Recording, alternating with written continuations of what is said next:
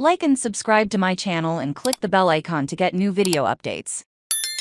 Grocery and home furnishings continue to drive e-commerce growth. Online purchases of groceries and home furnishings surged in the early years of the pandemic, and these categories continue to show the strongest e-commerce growth this year. According to data released today by Adobe Analytics, Adobe reported the largest growth of the top 4 e-commerce categories in 2022. Online spending on groceries grew 10.8% to $86.8 billion in 2022. Spending on home furnishings grew 10.2% to $126 billion. That growth has continued this year.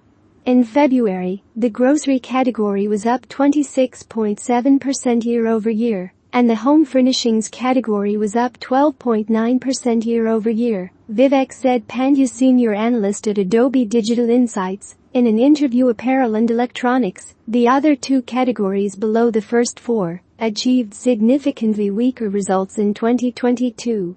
Electronics, the largest category in terms of dollars spent, grew 4% in 2022 to $202 billion.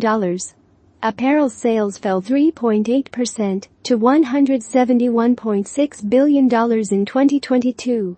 The report, released at Adobe Summit, the technology conference taking place in Las Vegas this week, also found that rising prices are prompting consumers to look online for cheaper goods.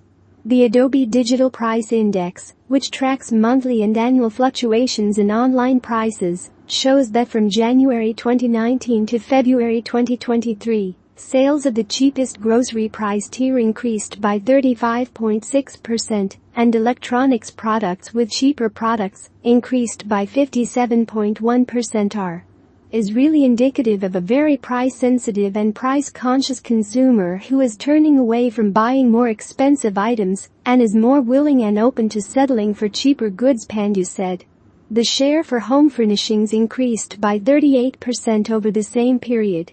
Consumers are dealing with grocery orders that can easily get into the $200 and above range, Pandya said.